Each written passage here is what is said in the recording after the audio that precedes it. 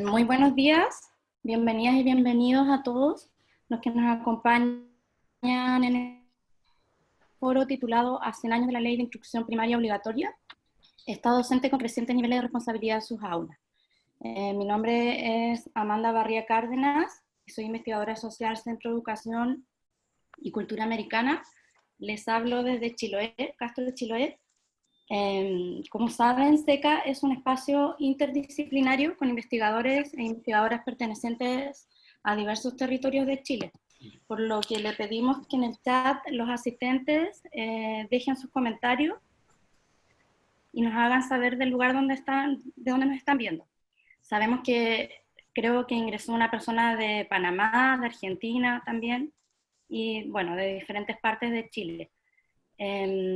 Entre las líneas de trabajo de investigación de SECA se encuentra el de políticas públicas en los sistemas educativos americanos. Y es a partir de esta línea que quisimos organizar este foro para conmemorar los 100 años de la promulgación de la Ley de Instrucción Primaria Obligatoria, que justo hoy se cumplen los 100 años, el 26 de agosto. Como saben, la importancia de esta ley es demasiado importante para pensar la educación en Chile, sobre todo porque es lo que inicia como gran hito para la idea de la construcción del Estado docente en Chile, que significa, en pocas palabras, que el Estado se compromete a garantizar el acceso gratuito de toda la ciudadanía a los centros educacionales del territorio chileno. Para conversar sobre esta y otras temáticas, les presento a quienes nos acompañarán hoy día como expositores. En primer lugar, tenemos aquí con nosotros a Iván Núñez Prieto, Premio Nacional de Educación, año 2015, profesor de Historia, Geografía y Educación Cívica, por muchos años académico en la Universidad de Chile, superintendente de Educación Pública durante el gobierno de Salvador Allende, investigador de Historia de la Educación. En sus investigaciones abarca temas como educación popular, movimiento obrero, reformas educacionales, historia del normalismo y sindicalismo docente. En esta oportunidad el profesor Núñez nos hablará de las implicancias sociales, políticas y historiográficas de la promulgación de la Ley de Instrucción Primaria Obligatoria. También está con nosotros Benjamín Silva Torrealba, quien es coordinador del Centro de Educación y Cultura Americana, también profesor de Historia, Geografía y Educación Cívica, y magíster en Historia. Benjamín es investigador en varios proyectos. Actualmente es académico titular de la Universidad Tecnológica Metropolitana. Entre sus publicaciones se encuentran variados libros y artículos de corriente principal, desarrollando las líneas de investigación de la historia social de la educación chilena, la historia del cristianismo en Chile y América, y últimamente se ha enfocado en la historia de la educación parvularia en Chile. También, como saben, es compilador de la colección de historia social chilena que edita la UTEM, que este año publicará su 6º tomo, justamente referente al periodo 1900-1973. En este foro el profesor Benjamín nos expondrá sobre el significado de la ley Junji, ya que este año cumple 50 años también de su promulgación. Y antes de comenzar, como Asociación y Cultura Americana, quisiéramos agradecer el apoyo que hemos recibido en difusión por parte de la Universidad de Playa Ancha, Universidad de Los Lagos, Universidad de Atacama, Universidad Metropolitana, Universidad Arturo Prat, Universidad Andrés Bello y Universidad del Biobío. Comenzamos con el profesor Iván Núñez, que tiene alrededor de 20 minutos para exponer eso.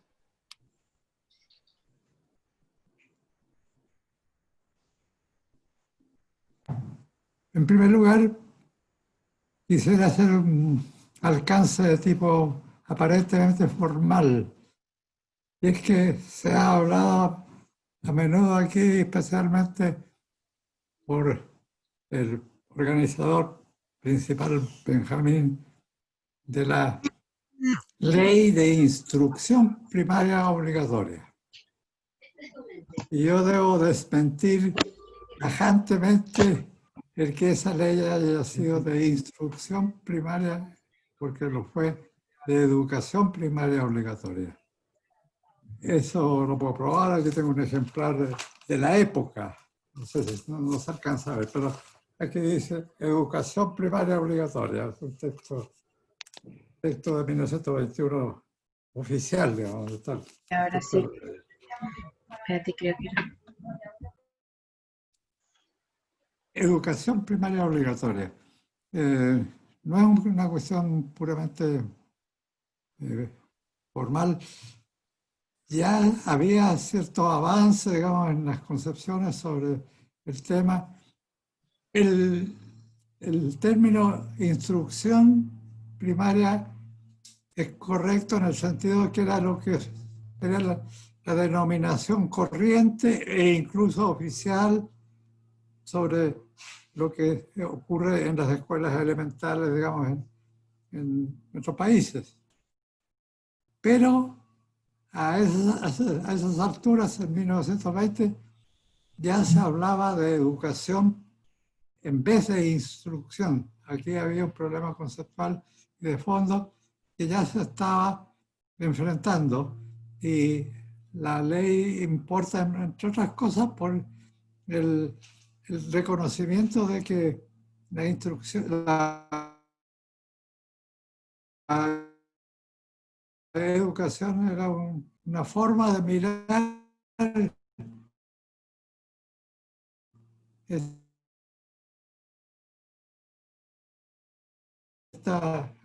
un proceso por relaciones autoritarias de arriba abajo, etcétera, y que no tenían en cuenta tanto al niño, al alumno, al educando. Entonces, el hecho que por primera vez en una ley se empieza a hablar de educación primaria, que después se generalizó, tiene importancia, ¿no? Y vale la pena la corrección. Bueno, y yo creo que los hechos elementales son, en un día como hoy, hace 100 años, el Congreso de la República de Chile aprueba una ley con esa denominación que venía discutiéndose desde comienzos del siglo, hacía 20 años que se estaba debatiendo ardorosamente en nuestras cámaras legislativas este proyecto de hacer de la instrucción primaria, que por supuesto ya existía desde antes de 1900, hacerla obligatoria. Y aquí está en juego no solo la obligatoriedad, es digamos, un concepto o una herramienta, y está asociada, es un, digamos, es un proceso que tiene que ver con...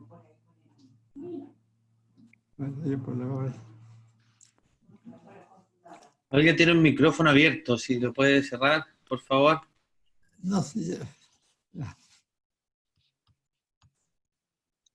En el fondo, cuando se habla de obligatoriedad, se habla de una estrategia o un tipo de política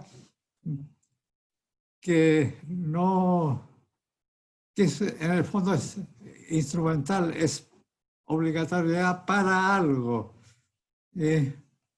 Pero hoy día, mirando desde hace 100 años, podemos asociar este concepto de obligatoriedad con otros como universalidad o universalización, educación para todos, o versus selectividad, versus discriminaciones en el acceso a la educación, etc. En el fondo, la obligatoriedad es un instrumento de un propósito que es más amplio. Quiero, además, partir y temo no tratar de alcanzar al límite temporal que tiene esta conversación por mi parte. Es decir, que al comienzo de nuestra república, sus líderes, los líderes republicanos, independentistas, liberales, etcétera, aspiraban y tenían como propuesta utópica para los procesos de constitución de una república como esta, el concepto de universalidad de la educación. La universalidad debía ser un bien para todos. Es extraño que élites, gobernantes muy reducidas, en fin, no tenían el carácter democrático que le pedimos hoy día a los gobiernos. Sin embargo, por diversas razones se atrevían, como efectos del gran proceso cultural internacional de la Ilustración, a proponer que la educación fuera un bien que alcanzara a todos. Entonces, había un planteamiento utópico de universalización de la educación, por lo menos de la educación primaria, de la educación elemental, que se planteó por parte de diversos de nuestros padres de la patria, por así decirlo. Fíjense, partimos de universalización y la verdad es que la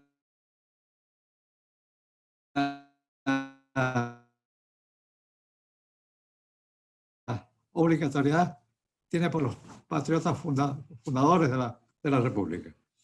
Ahora, hay un proceso largo para llegar a 1900, que es el momento en que se envía y se empieza a discutir en lo que es específicamente la obligatoriedad, pero es obligatoriedad para llegar a un planteamiento mucho más ambicioso, como es el de educación primaria para todos. Ahora, en el camino tenemos que ver ahora quiénes, cuántos, cuánta educación, etcétera.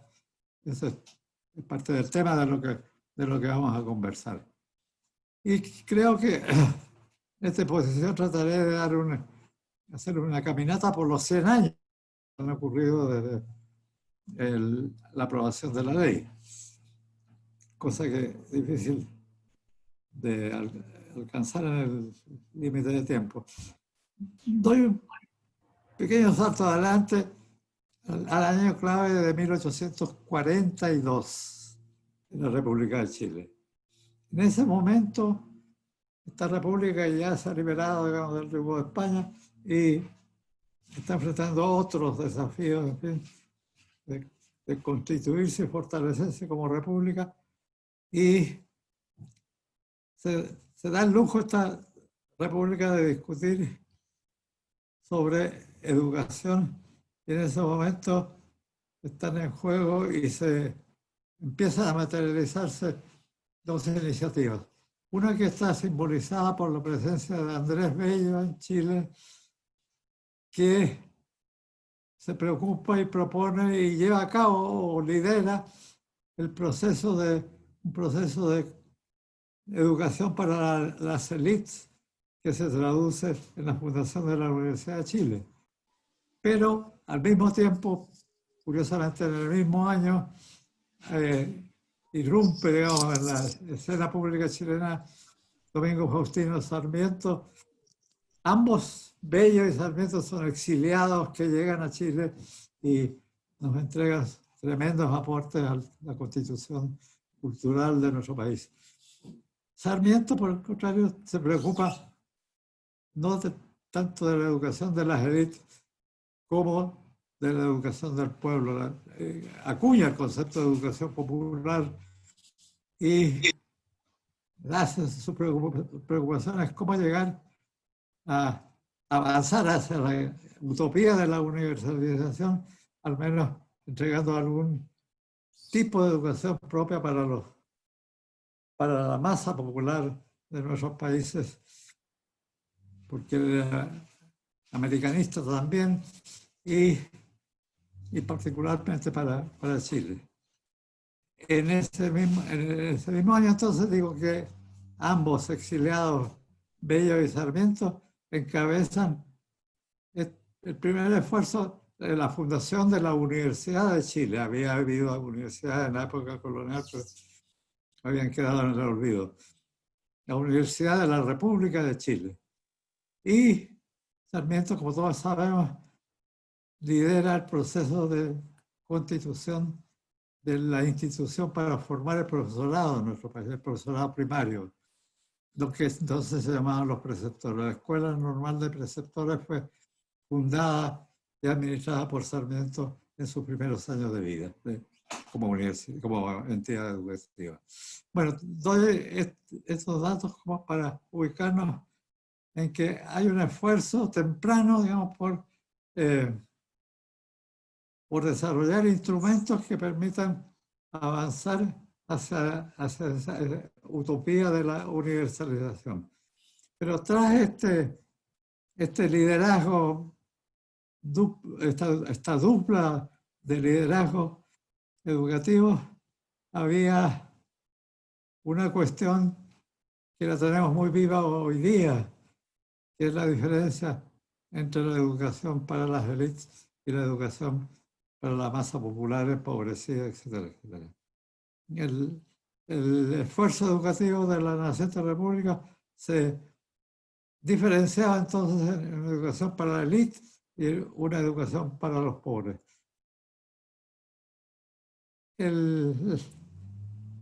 Las palabras de Sarmiento sobre civilización y barbarie explican la preocupación por la educación de los más pobres, de los niños más pobres. Había que civilizar a esos pobres que tenían estas características de barbarie. Y para eso había que instruirlos, ahí sí que es válida la expresión de instrucción, y conseguir que adhieran al orden republicano que se estaba fundando y consolidando entre nosotros. Había que disciplinar a estas masas más bien rurales que urbanas y ayudarlas a que fueran también alcanzar el estatus de ciudadanía que tenían las élites. Salto, por supuesto. Hay una primera ley de instrucción primaria en 1860. En el país se dicta la primera, por parte del Congreso de la República, la primera ley de educación primaria que trata de darle forma y fomentar y ayudar al desarrollo de la educación popular que había propuesto y por la que había bregado Sarmiento.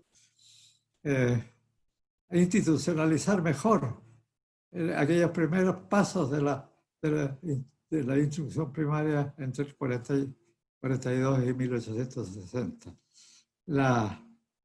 Esta primera ley tiene una gracia que especifica mejor el esfuerzo del Estado al que se le encarga la educación primaria, que en los tiempos de Bello y Sarmiento había estado a cargo de la Universidad de Bello. O sea, un hecho importante. Saltamos de un aparataje y un esfuerzo educativo organizado simbólica y prácticamente desde la universidad a otro momento en que se pretende que sea el Estado Nacional directamente a través de su gobierno, digamos, y a través de un ministerio que se encargue de la instrucción pública. La instrucción para los bárbaros, digamos. Así que había ya una ley desde 1860, pero esa ley, y hubo esfuerzos y hubo un desarrollo de la educación pública, pero de la educación primaria pública entre esos años, pero era un esfuerzo lento, insuficiente, que estaba lejos de llegar al ideal de la escuela para todos o la universalización. Entonces, del 60 al 1900, digamos, de 1860 al 1900, hay una prehistoria de la educación primaria que es bien interesante de estudiar y ver cómo ha ido creciendo una red, un sistema de escuelas con maestros que se pretendía que fueran profesionales y para eso estaban las normales que también van creciendo en el periodo, pero con muchas dificultades y por supuesto ofreciendo para los pobres una educación insuficiente y desigual en el sentido de coberturas que favorecían a las poblaciones urbanas en desmedro de la gran mayoría que era la población rural, etcétera, con unos pocos años. La ley de 1860 habla de 3 años de educación primaria como los años con los cuales el Estado se comprometía, digamos, que era, por supuesto, una escuela básicamente alfabetizadora y con mucho énfasis también en el disciplinamiento, en la moralización, en desarrollar, digamos, disciplina entre las masas pobres. En 1900 se presenta el proyecto, un segundo proyecto sobre el tema que estamos considerando. Esta vez, de nuevo, instrucción primaria, pero con la novedad de que se considera que la obligatoriedad era fundamental para hacer posible el ensanchamiento y el avance hacia la ansiada universalización de la educación de los pobres. Se ve, ¿y por qué obligatoriedad?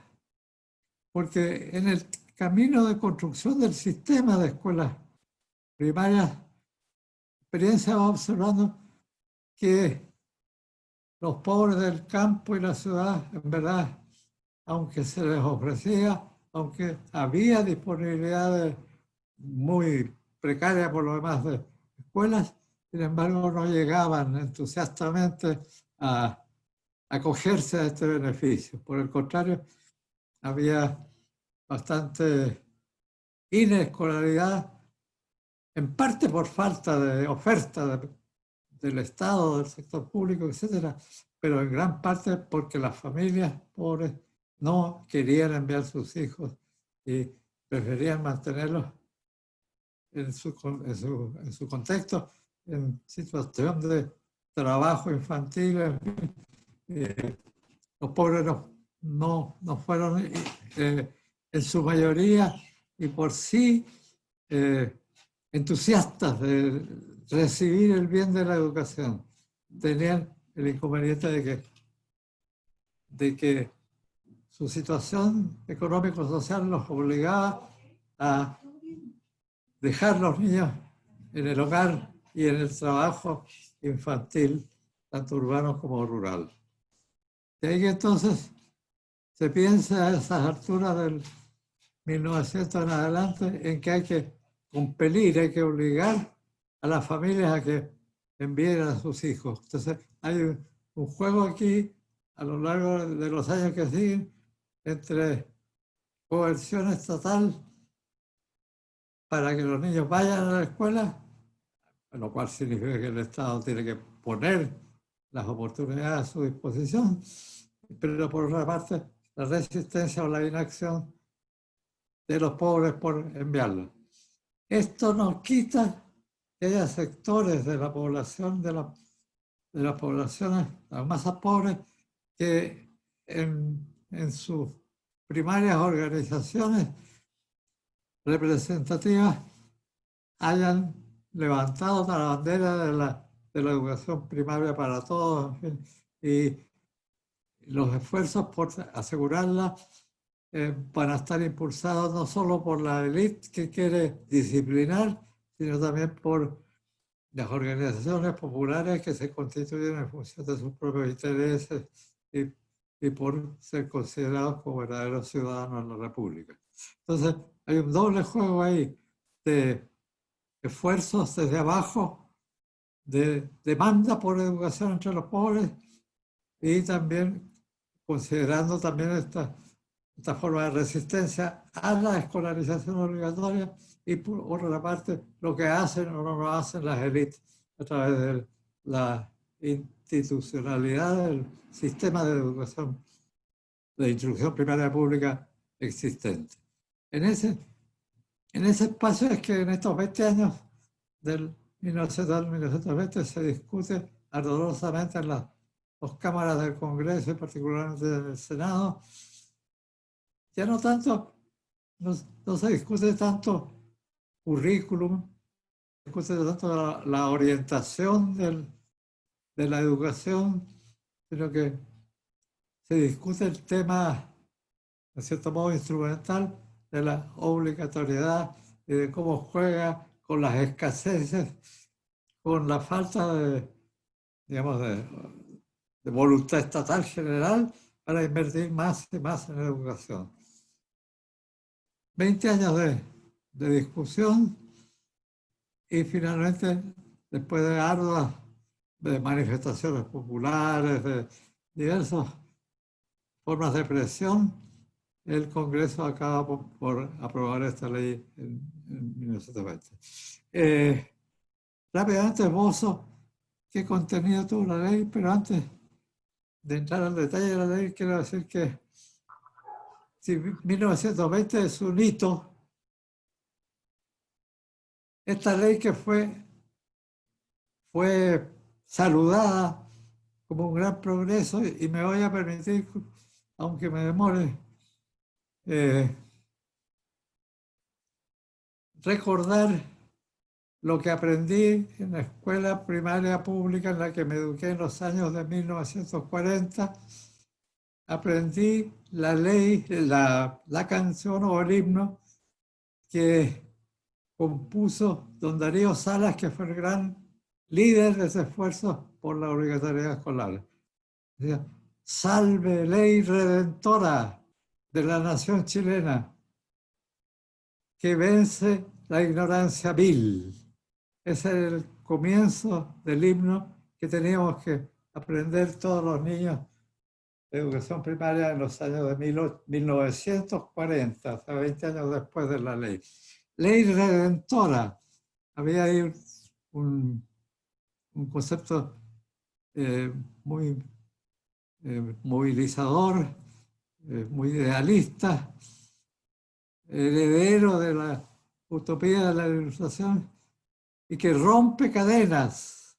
O sea, había una esperanza de que por la vía de la educación se lograba liberar a quienes estaban en situación de presión social y aún a veces de presión política también. Lo interesante del desarrollo de la ley de aquí en adelante es que se tropezó en la década del 1920, a poco haberse dictado, se tropezó con dos grandes problemas. Bueno, desde luego, problemas de crisis económico-social en el país, en fin, y de escasez de recursos para hacerla efectiva.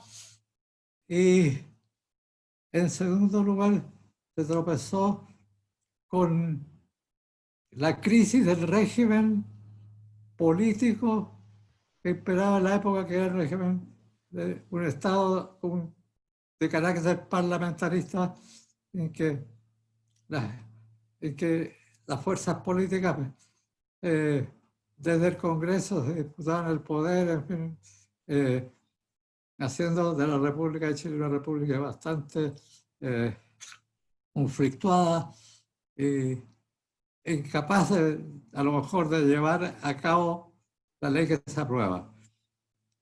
Al punto que en 1800, primero que en 1925 el país cambia la constitución que se había dado o le había sido impuesta en 1833, en 1925, saltamos de la república parlamentaria a la república presidencialista que se ha mantenido hasta 1981 y digamos el presidencialismo que continúa siendo fuerte en este país.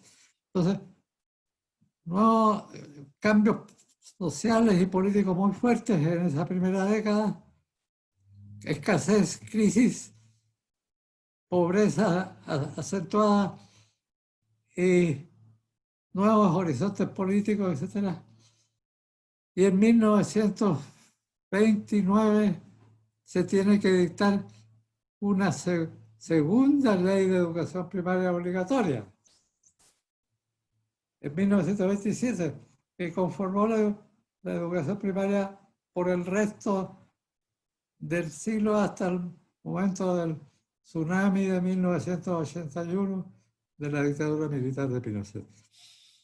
Entonces, la historia de esta ley que estamos celebrando hoy día es una historia bastante accidentada, bastante complicada de mirar a lo largo de los 100 años.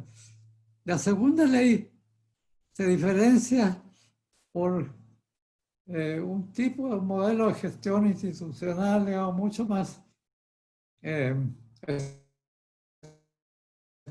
estructurado, más que pretendía ser más eficaz, etcétera, y que funcionó con dificultades y todo, pero hizo crecer la educación primaria de aquí hasta el otro salto que fue el de la reforma educacional de 1965, en que a esa altura lo que era una educación que la ley del 20 hacía obligatoria en 3 años de duración de la escolaridad obligatoria, la del 27 eleva esos 3 a 4 años y pronto a 6, y la de 1965 elevó a 8 años el ciclo elemental, cambiándole además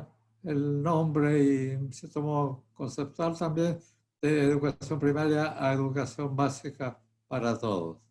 Entonces, hay una historia larga de lo que fue esta ley del 20, que hay que tenerla en cuenta para juzgarla, no solo porque por el salto, por lo que contuvo el acto de 1920, sino por lo que promovió para el futuro hasta 1981 y de ahí en adelante hasta nuestros tiempos.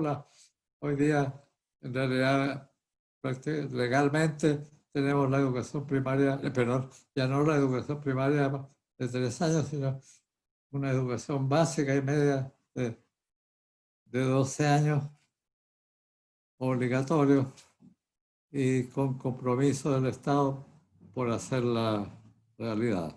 Creo que me pasa el tiempo. Dejo hasta ahí nomás mi intervención. Gracias.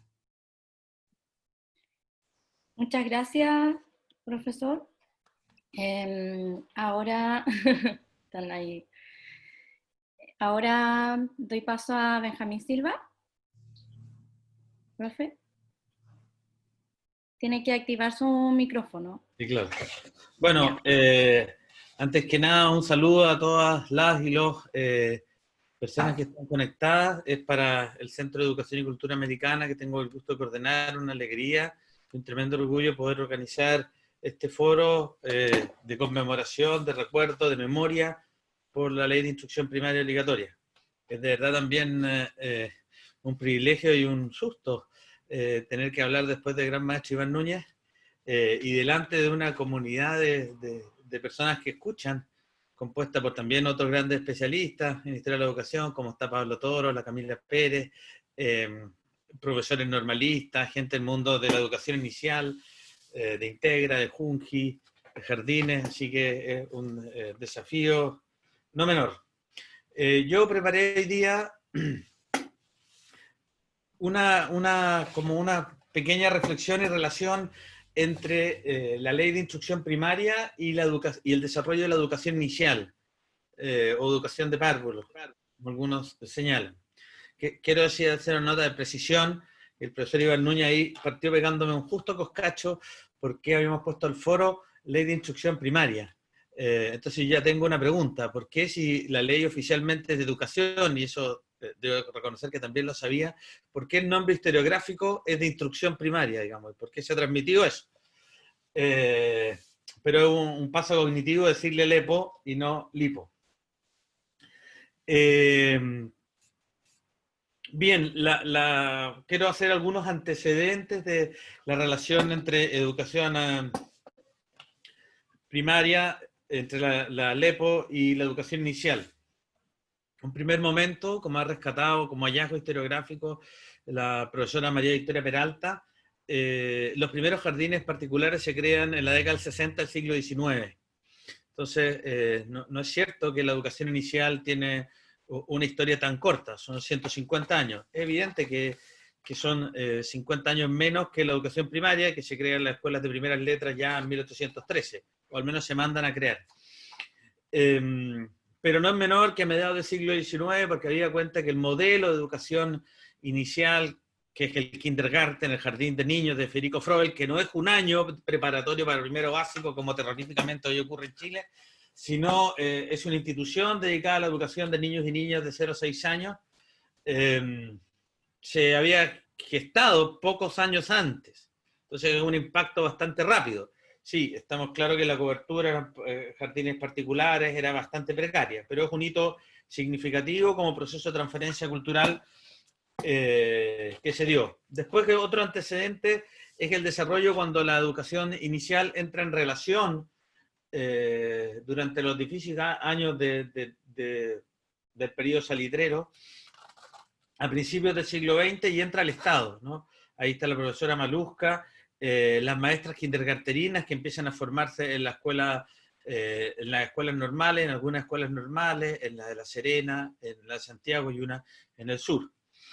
Que son maestras normalistas que adquieren esta especialidad llamada kindergarterinas y educan tanto en colegios, y aparecen los primeros kinder en colegios y se desarrollan jardines infantiles estatales. Estos jardines infantiles estatales tuvieron mezclas cognitivas importantes. Por un lado, se continuó con la tradición de la reforma alemana, de instalación Eugen de la reforma alemana, y por otro lado ya estos jardines empezaron a tener influencia de la Escuela Nueva y en particular de María Montessori. Esto se puede registrar bien, y he escrito algunas cosas sobre eso en la revista Instrucción Primaria. Este desarrollo y este aumento de cobertura y ponerle por primera vez una preocupación estatal a la educación inicial tiene un freno en el año 1914 a propósito de la guerra, de la crisis del modelo salitrero, la baja de recursos, y prácticamente se cortó todos los avances. Sin embargo, el 13 de enero del año 1917 se proclamó una ley asociada al Ministerio del Trabajo, y esto es importante, el rol que va a tener la educación inicial asociada al Ministerio del Trabajo, una ley sobre salas comunes en lo que se llamó establecimientos industriales. ¿Y qué eran los establecimientos industriales? Fábricas, talleres o pequeñas industrias que debían tener más de 50 mujeres y de 18 años para verse obligadas a desarrollar un jardín. No conozco estudios que hayan visto después el impacto de esta ley, pero hay dos datos que son relevantes y cómo la educación inicial va quedando como en rezago en la medida que la primaria se transforma en el discurso inicial educativo, puesto que queda asociado al Ministerio del Trabajo, y finalmente la justificación es para permitir que las mujeres puedan trabajar, no por el proceso educacional de los niños y niñas. Si bien eso igual fue un avance, veremos, queda por ver historiográficamente qué impacto tuvo. Y fue 3 años antes de la ley de instrucción primaria. Entonces se le encasilló definitivamente como un ámbito de derechos laborales de mujeres, más que de derechos educativos de niños y niñas.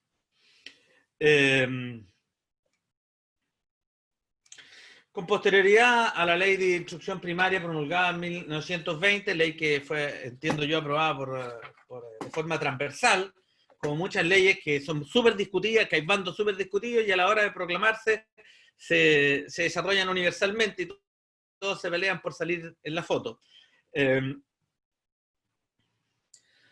Hay un estudio bien interesante que sale en un mes más, o sea, ya está impreso, pero se va a lanzar en un mes más dentro de la colección de Historia Social de la Educación Chilena, editada por la UTEMI, que tengo el gusto de compilar, de la profesora María Victoria Peralta, sobre el impacto en la educación inicial de ahora como consecuencia de la LIPO, el impacto de la reforma de los profesores, de la reforma del año 28, el cual el principal especialista que la ha estudiado, el maestro Iván Núñez, en la educación inicial.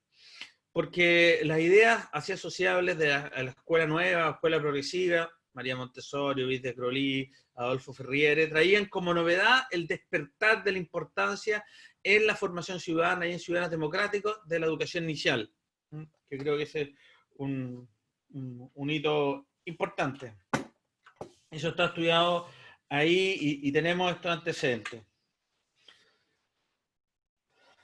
Un hecho relevante donde como que de alguna manera desde un rol secundario respecto a la educación primaria, con una muy baja cobertura, pasa a tener un hito más significativo incluso que la educación primaria, de alguna forma, es la creación de la primera carrera universitaria de educadores de párvulos en la Universidad de Chile, carrera creada en el decreto del año 1944 y que tuvo una primera promoción en el año 45 y 46.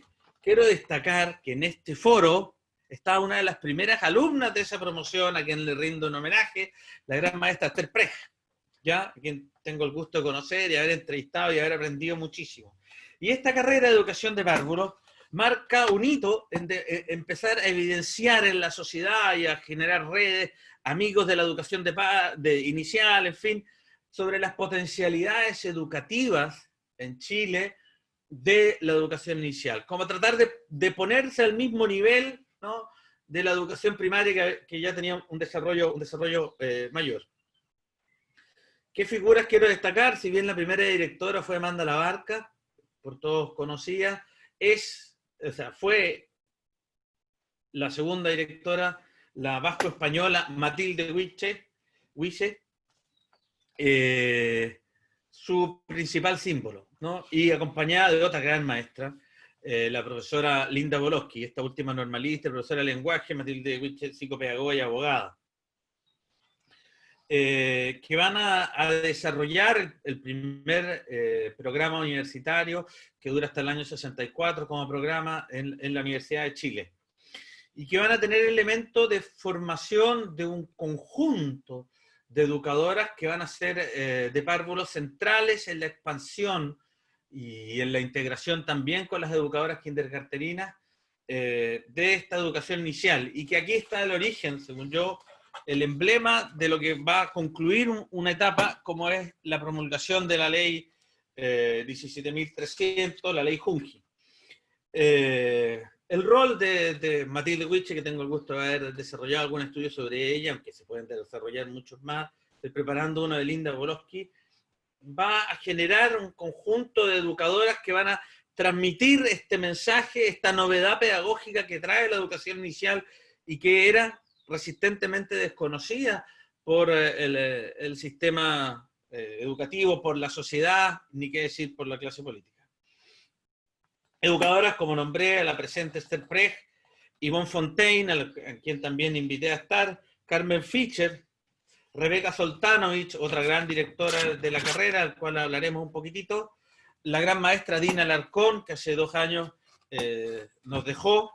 Pude hacer un libro en profundidad que espero publicar con 2 colegas más, Alicia Navarro, Luisa Rebeco, María Lechuga, María de la Luz Roa, Yvonne Fontaine, entre otras. Y ellas van a ir llevando, comunicando esta novedad pedagógica y haciendo que vaya dando lentos pasos, pero significativo en el ámbito de entender la educación como un derecho y la educación, la educación inicial como un derecho de los niños y niñas, ¿no? El año 1959 surge la Declaración Universal de los Derechos del Niño y la Niña, y Chile rápidamente también se adhiere a otra organización que ha estudiado la profesora Selma Simonstein, la OMEP, con su departamento en Chile, de la cual todas las que yo nombré y otras más serán protagonistas. Y OMEP va a adquirir un rol dentro de la sociedad como promotora desde la organización de la sociedad civil, con las exalumnas de la Universidad de Chile, con la carrera, coordinadas para hacer ver, hacer entender que los niños y niñas de 0 a 6 años no solo podían aprender, porque como me contaron varias de las que he podido entrevistar y que acabo de nombrar, cuando se crea la carrera, gran parte del claustro académico decía, ¿para qué crear una carrera de educación de párvulos si simplemente hay que enseñarle a cambiar pañales? Ese tipo de mensajes tan fuertes eran transmitidos y convividos. Con estas, calificarlo así, promotoras de la educación inicial. Y que van a tener un hito importante, congregante y aglutinador en todo el proceso que implicó la promulgación en el año 1970 de la ley Junji, que yo creo que la ley Junji recién viene a igualar en términos jurídicos a la educación primaria. O sea, hay un salto de 50 años. ¿Ya? ¿Y qué objetivo tuvo la ley Junji? Que era crear la institución Junji, que es la institución estatal, junto con Integra, aunque Integra es privada estatal, más importante educativa, representando al Estado, ¿no? Desde su creación hasta la actualidad. Va a tener que crear, planificar, coordinar, promover, estimular y supervigilar la organización y funcionamiento de jardines infantiles y el desarrollo por parte del Estado de la educación primaria. Entonces, la ley que llega 50 años después es como el paso siguiente que se podría haber hecho después de la ley de 1917 y que quedó frenado, entre otras cosas, por el impacto y como que el Estado decía, pues no tengo una deuda primero con la instrucción primaria, cuando lleguemos a la cobertura total, que se llegó durante el gobierno de Ricardo Lagos, cumpliremos con la educación de párvulos. Toda esta lucha de mujeres, donde también participaron parlamentarias importantes de todos los partidos, que tuvo un rol significativo en esa época el senador Salvador Allende y el presidente de la época, Eduardo Frei, que evidentemente estaban en profundos conflictos políticos, pero lograron unirse. En un estudio que también hizo la profesora Peralta, que saldrá en la colección Historia Social de la Educación, uno leyendo sobre la historia de la ley Junji se pregunta, y es una pregunta válida para todas las leyes que han tenido un fuerte impacto social, ¿por qué si todos los políticos y las políticas estaban de acuerdo, la ley se demoró tanto en salir, digamos? Hay dos conclusiones. A mi parecer, pueden que haya más, ¿no? También por la experiencia que me tocó vivir respecto a una ley. Una es que la ley es muy compleja. Y ciertamente crear la institución Junji después, en sus primeros años, entre el 70 y el 73, durante la Unidad Popular, implementarla y implementar un servicio estatal es complejo. Y otra es que los políticos y las políticas sean muy partidarios de algo, pero en el fondo no lo sean y por eso se demora tanto, digamos. Hubo todo un debate porque los partidos tradicionales, o sea, en esa época de izquierda, digamos, no sé, en esa época todavía eran tradicionales, el Partido Comunista y el Partido Socialista querían apropiarse de la ley, y no solo en contra de la democracia cristiana, sino que entre ellos mismos, digamos. Y por otro lado, en el mismo Partido Demócrata Cristiano, ¿quién era la figura más grande? Y eso atrasó el proceso. Son como 7 proyectos. Quiero destacar ahí el rol de la profesora Dina Alarcón como representante del Colegio de Educadoras y también como parte de OMEP en el proceso, y de la profesora Rebeca Soltanovich. Uno lee todos los proyectos de ley tienen, cuando se proclaman, un conjunto de antecedentes históricos de cómo se desarrollan, y ahí efectivamente hay contenidos que evidentemente ellas volcaron. Hablaron de los autores paidocentristas, de los padres de la educación inicial. Eso evidentemente no es conocimiento de los políticos. Entonces hubo un dejar impreso estos 30 años de lucha por el reconocimiento de la educación inicial y por el reconocimiento de la importancia de los derechos de los niños y niñas a educarse. La educación inicial en esos años era recibida con gran alegría con las familias porque los niños podían estar, las mamás podían ir a trabajar y estaban seguros y se entretenían. ¿Cuánto comprendían, según los testigos que he entrevistado? A lo mejor poco del impacto y del derecho educativo, pero se va transmitiendo ese mensaje. En la misma ley Junji hubo una tensión entre que esta ley es derecho para las mujeres versus la visión más educativa, que es un derecho de los niños y niñas. Todas temáticas que creo son bastante presentes en la actualidad. Uno se sorprende leyendo los debates en torno a la ley Junji, como muchos de los argumentos que hoy se dan, bueno, están en el debate sobre la sala cura universal, sí o no, por qué sí, por qué no, y en todo el marco jurídico que significó la Superintendencia de Educación Parvularia, la Subsecretaría de Educación Parvularia, todos los argumentos, o gran parte de los argumentos que se dieron en torno a las intervenciones políticas de asesores de la ley Junji están presentes en la actualidad. Entonces, le demoró 50 años, y un hecho significativo fuera aprobado primero la ley de instrucción primaria, tener un rol, al menos desde el punto de vista jurídico, la educación inicial está al mismo nivel. Y digo al menos porque, como sabemos, aunque han habido un aumento significativo de cobertura, desde el primer gobierno de la presidenta Bachelet todavía no hay una cobertura universal. Han ido aumentando, por cierto, con gran trabajo de Junji Integra, pero no hay una cobertura universal.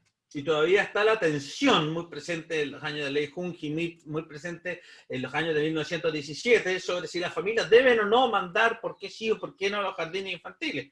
Y uno podría decir, eso debiera ser como un tema ya superado, ¿ya? Sin embargo, ahí está todos esos argumentos que destaco así en términos globales para ser honroso al tiempo presente. Entonces creo que esta continuidad que marcan estas dos leyes también una concepción de la política pública llamada Estado docente, que en la colección de Historia de la Educación hemos bajado un título con crecientes niveles de responsabilidad en sus aulas. Estas dos leyes marcan todavía la preocupación por la cobertura, pero después, si bien desde el mundo de los educadores, educadoras, el qué pasa en las aulas primarias, secundarias y jardines infantiles es siempre una prioridad, va a empezar lentamente a ser una preocupación de los sectores políticos.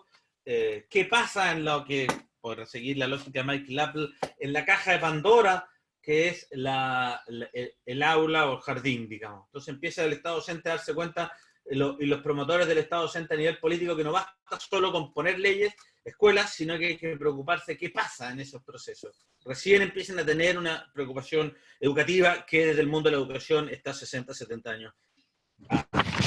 Así que, como ese breve homenaje a todas estas protagonistas, se empiezan a fundar, justo antes de la ley Junji, carreras, o los primeros años con posterioridad, otras carreras universitarias.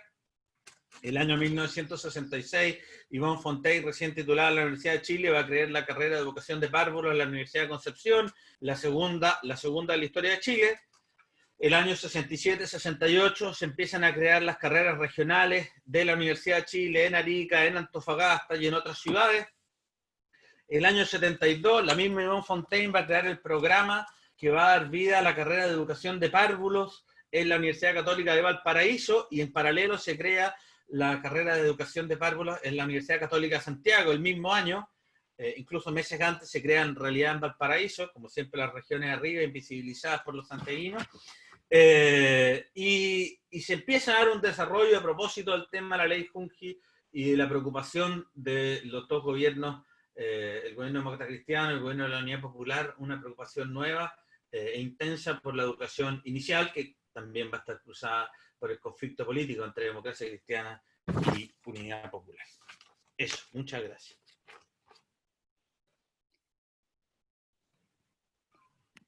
Muchas gracias. Esperen, estoy admitiendo.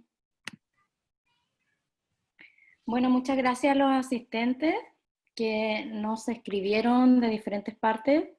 Primero desde Chiloé, Viña del Mar, Santiago, Copiapó, Iquique, Ercilla, Buenos Aires, Panamá. No sé si se me pasa alguno.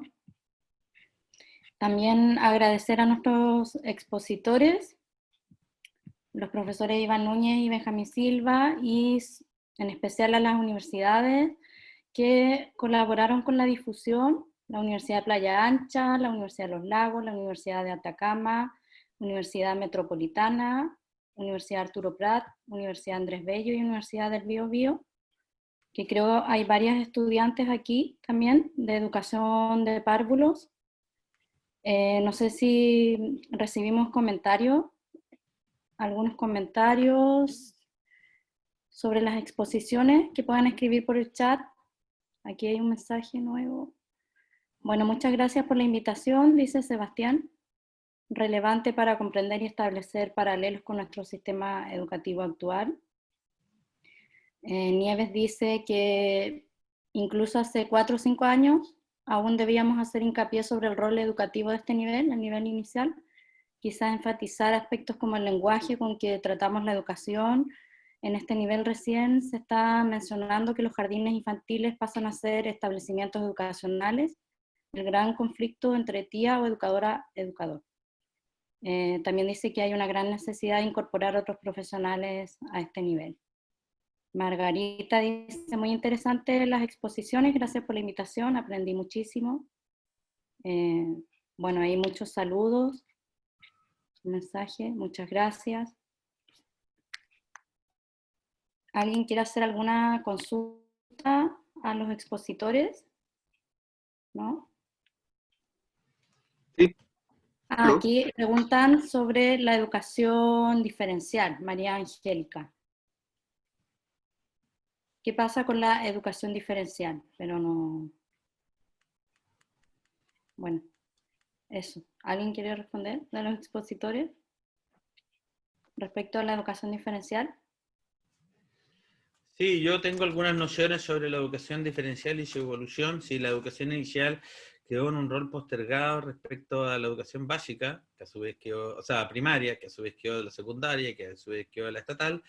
La educación diferencial va también a quedar en un rol abajo de la educación primaria, tiene un desarrollo posterior, hay sí procesos desde mediados del siglo XIX que uno podría identificar hoy con la educación diferencial, pero es básicamente un proceso que se da desde los años 70 en adelante, donde se empieza a descubrir la importancia de educar en la... de tener este desarrollo, y yo diría que desde el retorno a la democracia, la importancia de la diversidad.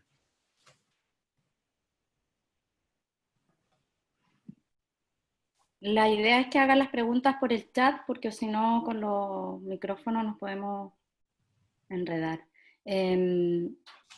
Aquí dice Yo quería Teresa hacer una Molina. pregunta al profesor Iván Núñez, que es esto mismo que dije al principio, es decir, sabemos que la ley LEPO, Ley de Educación Primaria Obligatoria, pero historiográficamente, si usted toma un montón de libros, se habla de ley de instrucción primaria, o sea, como que quedó el nombre de instrucción. Es decir, como que si bien queda la ley y los creadores entienden la diferencia entre educación y instrucción, la sociedad siguió pensando que la educación era instrucción, digamos. ¿Y por qué se ha transmitido esto historiográficamente fuertemente? ¿Qué opinión tiene a ese respecto el maestro Iván Núñez?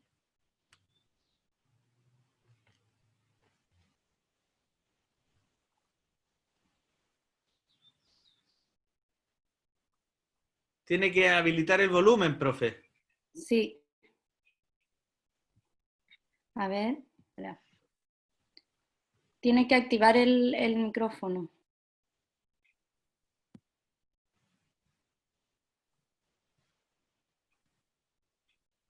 Está en la esquina inferior izquierda.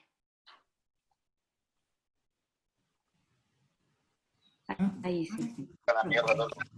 Es cierto que el concepto de instrucción fue el predominante en el lenguaje, digamos, sobre este campo en el siglo XIX, pero también que, sobre todo desde a fines del XIX y durante el XX, irrumpe esta denominación educación, sustituyendo, digamos, o rivalizando con el de instrucción. Tras esto hay una mirada, digamos, que tiene que ver con todo lo que es el proceso de desarrollo de las escuelas o doctrinas renovadoras de fines del siglo XIX, comienzo del XX, de todo el movimiento de escuela nueva, es decir, de valorización de la persona, del educando, y no solo la transmisión desde el maestro o la institución hacia el niño, la niña, el adolescente, etc. Y el concepto de instrucción tiene un sentido mucho más verticalista, digamos, que el de educación. Ahora, en Chile en particular hay un problema de denominación que es bien interesante. En 1905 se crea la Asociación de Educación Nacional, una institución bien difícil de definir. Es una institución jurídicamente privada, digamos, hoy día equivalente a una ONG o a un centro, ¿cómo se llaman? Bueno, del tipo del CEP, en fin, de la serie de instituciones no gubernamentales que trabajan en asuntos con mirada pública. Una institución que agrupó a muchos políticos liberales, democráticos, avanzados, etc., y a muchas autoridades educacionales,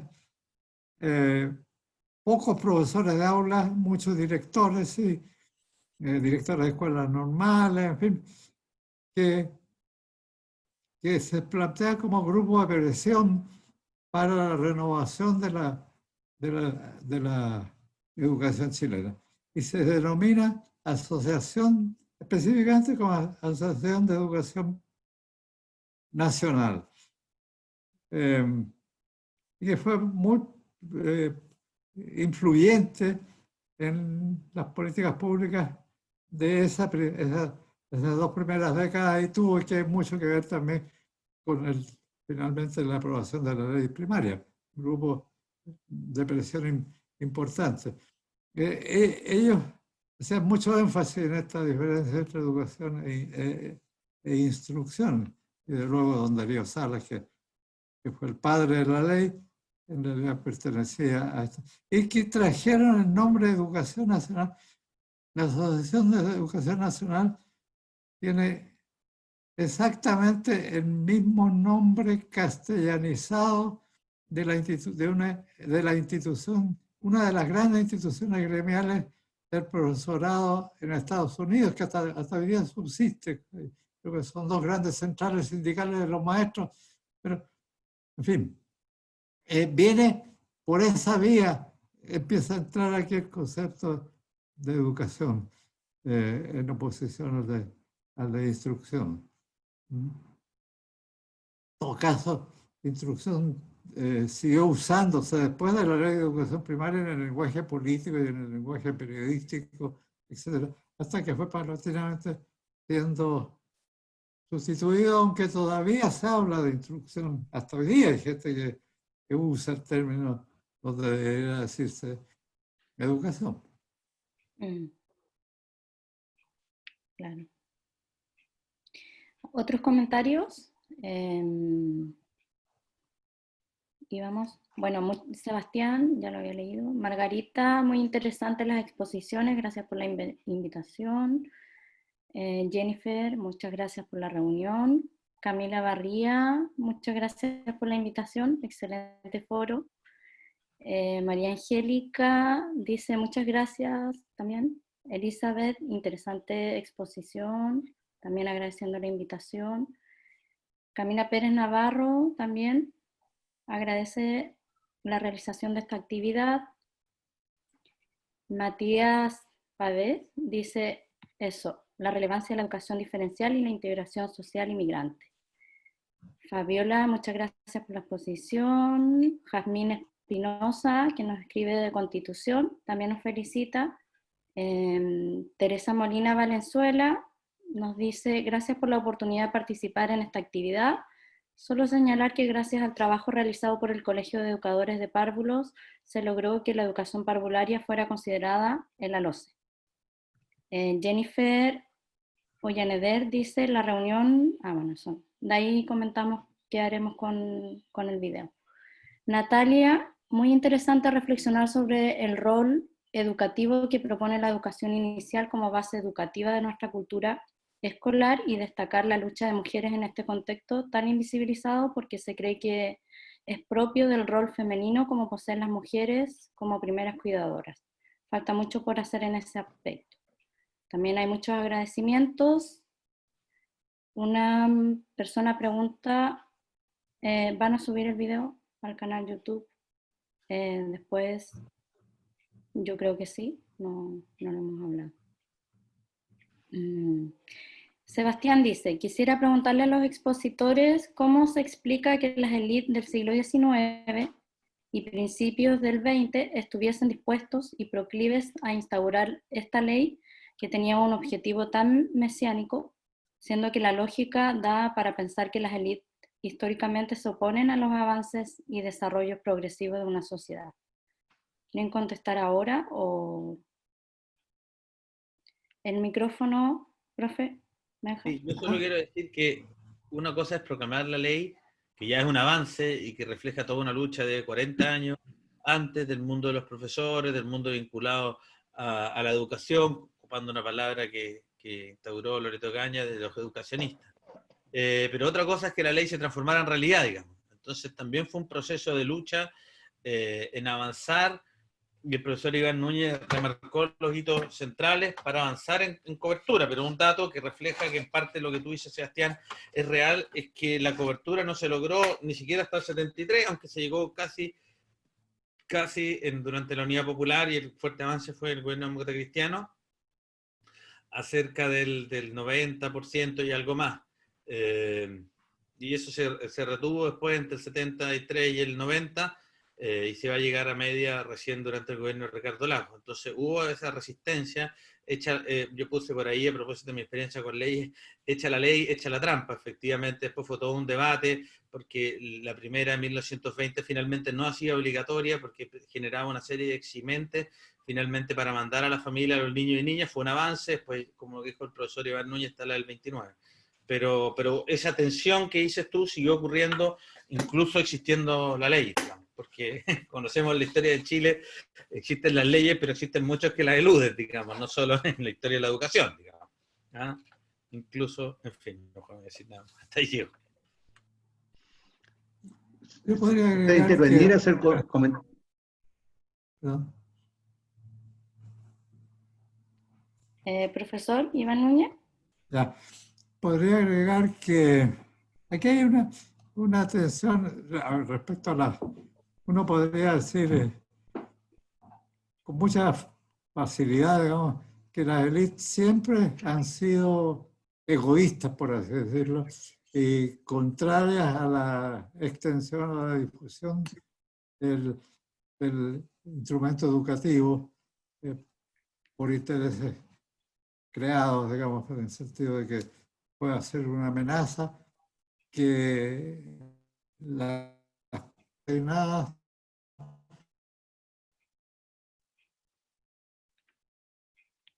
se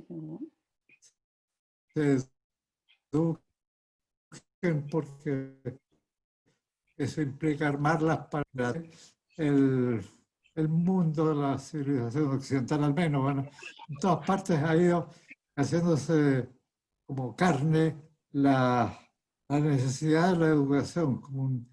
Incluso yo creo que las élites han terminado más bien no por oponerse a que haya educación, sino cómo utilizamos la educación para mantener nuestros privilegios y nuestras situaciones de poder. Entonces ya hoy día no hay nadie que se vaya a oponer a medidas que tengan que ver con la extensión o el avance en la universalización de la educación, sino que dentro de una, digamos, porque es muy complejo, más bien las respuestas son sí, sí, educación, pero los énfasis, a quiénes, cuándo, cuánto, cómo, etcétera. Ahí el término, nadie hoy día va a defender, como antes, el peligro de la alfabetización. Estamos discutiendo bien sobre la alfabetización tecnológica de masas que tenemos hoy día. Ya nadie se opone, como lo hicieron las élites en su tiempo, pero también no hay que olvidarse del fenómeno de la ilustración del siglo XVIII, siglo XIX, en que estas élites criollas y en todas partes pusieron al alfabeto, al libro, a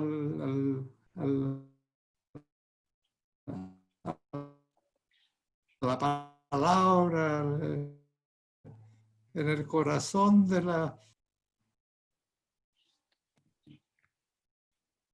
Va.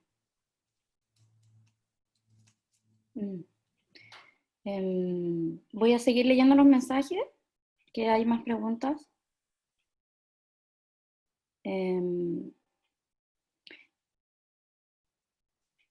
Consultar sobre el rol de la educación sobre los pueblos originarios y la necesidad del Estado de subyugar a esta nación a partir de la educación en manos de la Iglesia Católica, dice Nieves. Yo quiero solo decir ahí brevemente, en la colección de Historia Social de la Educación hay varios textos sobre las demandas educativas de pueblos originarios, mapuches, atacameños, Rapanui, aymara, los que tenemos registrados, pero creo que estos dos marcos legislativos no tomaron la variable cultural de los pueblos originarios como un eje. O sea, finalmente todavía estamos en presencia de una teórica chilenización. Digo teórica chilenización porque en el caso del mundo mapuche fue mucho más fuerte, producto de que termina casi con la desaparición de la lengua a través de la escuela, porque la lengua de la chilenidad era el castellano.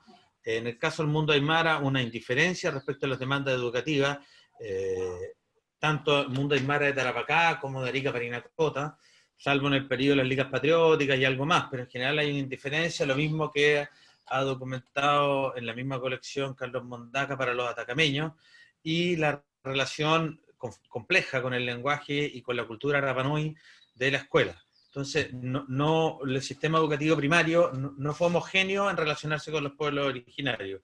Unos fueron excluidos por precisa condena a su cultura y sobre todo a su lenguaje, y otros fueron, y era indiferente, y eso explica la mayor presencia del lenguaje en esas comunidades donde la escuela de hecho, no excluyó. Y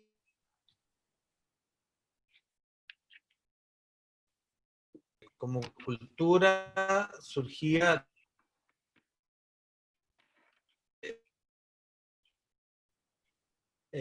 y eso implicó también, porque Sarmiento tiene esta cosa de la civilización y barbarie, pero él cree en la educación. Así que el bárbaro con educación, para decirlo en términos abstractos, es capaz de salir de su barbarie, es decir, la educación es un mecanismo de cambio. Entonces eso también se desarrolló y hay experiencias bastante interesantes de normales en integración, también de conflicto cultural, están las dos bien presentes. En el caso de todo el debate de la educación inicial, lo que yo he rescatado, tanto de bibliografía como de fuentes, no hay referencias en ese minuto a la educación del mundo de los pueblos originarios. No descarto que haya, pero yo no lo he encontrado, por lo menos hasta la ley Junji. Yo creo que eso ya es una preocupación, y es una preocupación y un acento central de la educación inicial a partir del retorno a la democracia. Yo diría que la gran institución hoy promotora es cuestión de ir a cualquier año nuevo indígena, Tripanto, en el caso mapuche, porque tiene otros nombres, los otros pueblos originarios, y donde más se celebra son en los jardines infantiles o el kinder y prekinder, digamos, y donde más se identifica. Entonces pasamos de una indiferencia hasta el retorno a la democracia a ser uno de los principales agentes de integración, y con todo el tema de educación intercultural. Eso sí, a muy grosso modo, porque esa pregunta haría para otro foro. Sí. Fernando Venegas le hace una pregunta al profesor Núñez.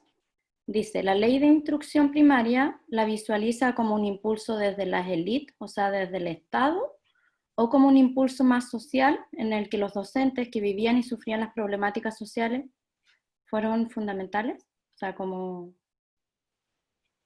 si lo visualiza más desde el Estado o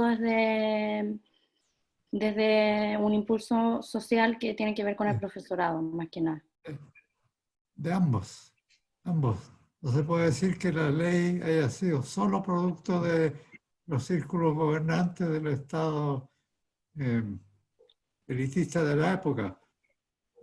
Hay bastantes demanda social extraestatal, obviamente, en el mismo siglo XIX y también en los momentos de este periodo de las primeras décadas antes de que se apruebe la ley. Hay una confluencia que es lo que hace posible que tal vez que haya sido dictada en 1920.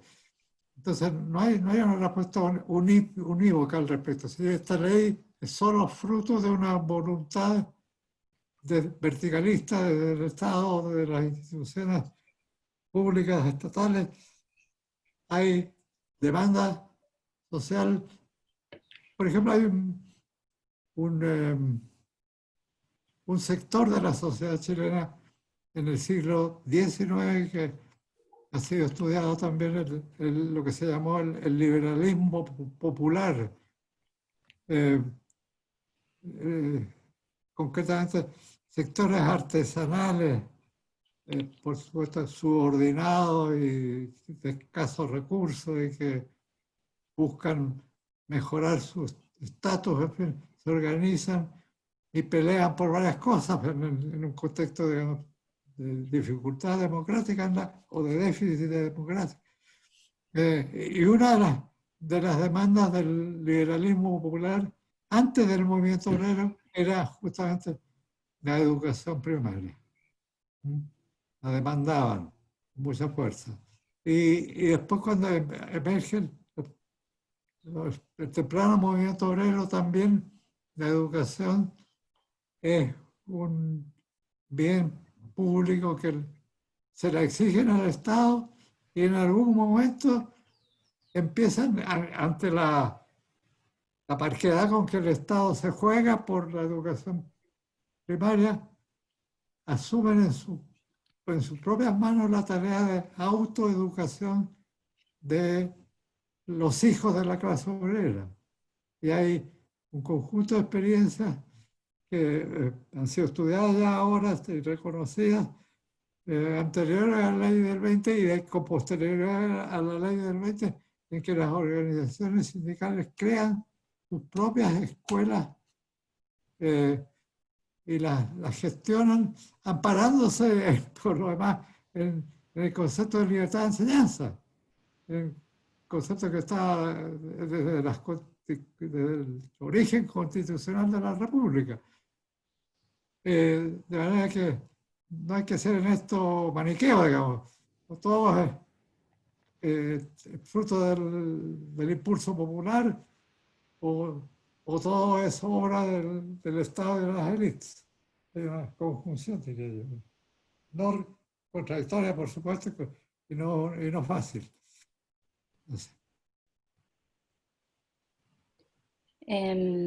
Por tiempo voy a hacer una síntesis de las preguntas.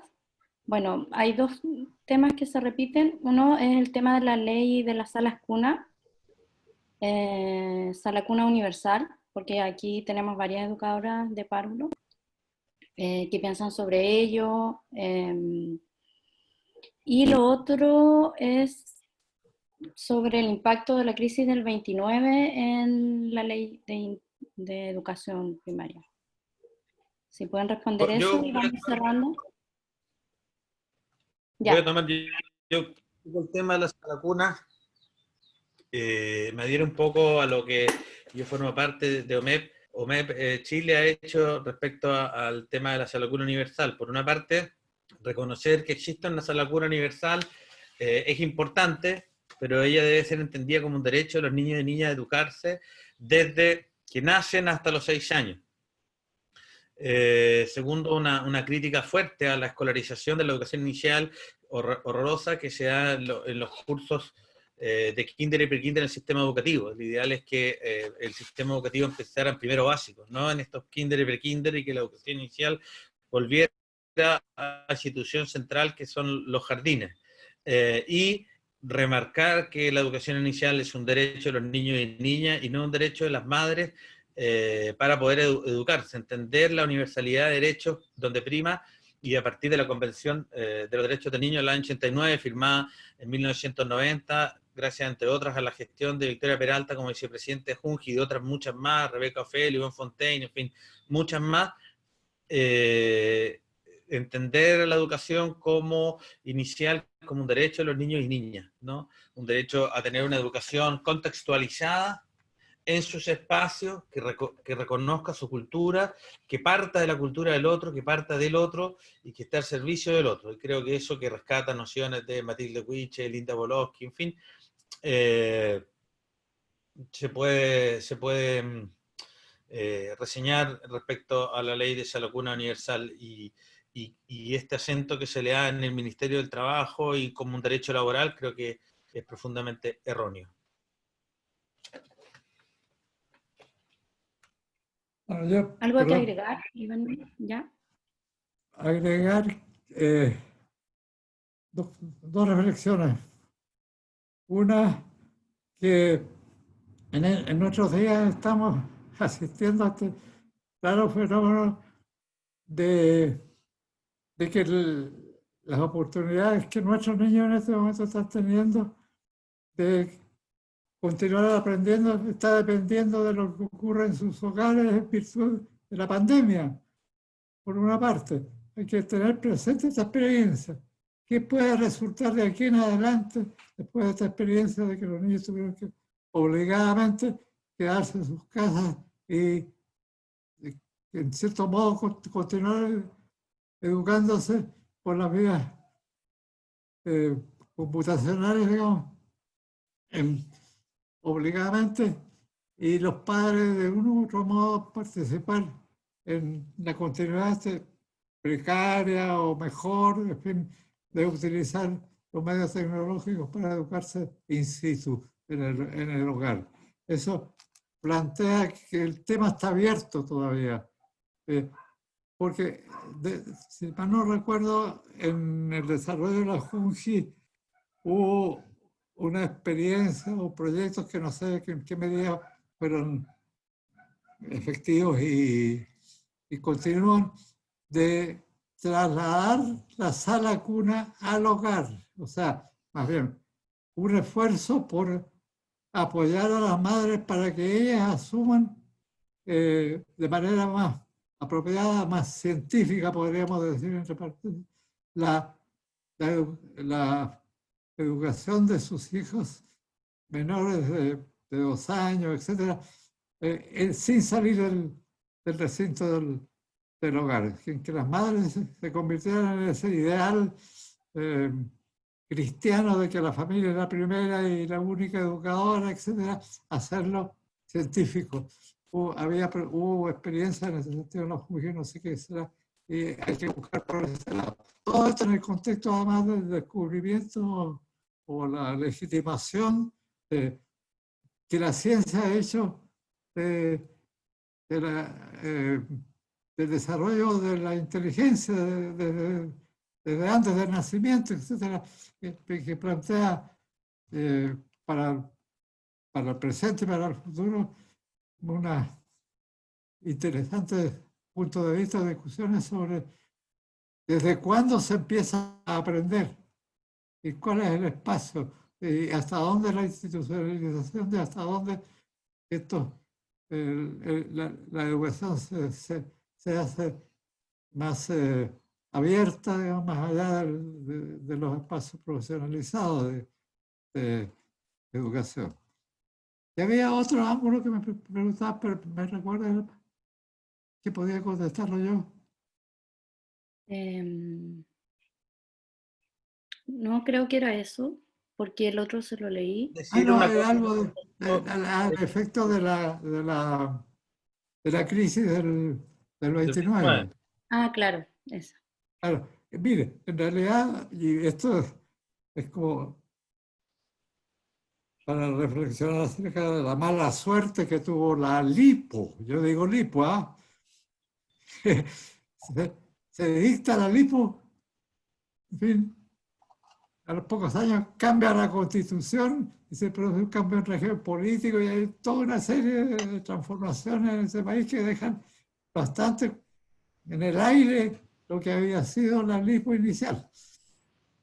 Todo eso acompañado de una situación económico-social que dramáticamente estremece al país.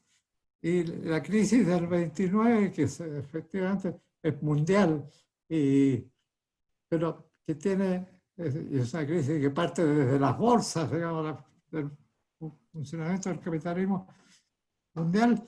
Sin embargo, uno o tal vez el país en que más fuertemente repercutió fue en Chile. Así se ha escrito. No sé si es verdad, se sigue manteniendo esa idea de que los peores efectos de la crisis del 29 estuvieron dados en Chile y particularmente esto afectó al crecimiento, al desarrollo previsto de las dos leyes que se habían dictado antes. Entonces, concretamente las estadísticas de cobertura educacional después del 28, todo lo que se había avanzado después de la ley del 20, que no fue mucho, se vino abajo y los años 29, 30, 31, etcétera, son años muy duros en la educación, bajan todos los índices de cobertura, no solo en primaria, secundaria también, en fin. Y en la situación del profesorado, el impulso de crear las escuelas experimentales del año 29 en adelante se reduce, dramáticamente se cierran escuelas, en fin. Hay toda una serie de efectos negativos de la crisis del 29. Y lo curioso es que esa curva descendente empieza a levantarse lentamente a fines de los 30 y justo con la elección de Pedro Aguirre Cerda y del Frente Popular en 1938, ya se empieza a recuperar el estado estadístico, digamos, y económico, material de la educación. Y entonces eso da origen a la creencia, digamos, de que los gobiernos radicales, empezando por el de Pedro Aguirre Cerda con su lema "Gobernar es educar", habían significado un impulso, que en realidad es un impulso de recuperación de lo que se había perdido desde el 28-29 en adelante aquí. Y por eso es, a mi juicio, la leyenda dorada de los gobiernos radicales. No es sino recuperación de lo que ya había, que hubo y se perdió después del 29. Yo solo quisiera rescatar para finalizar una intervención que hace Daniela Collado sobre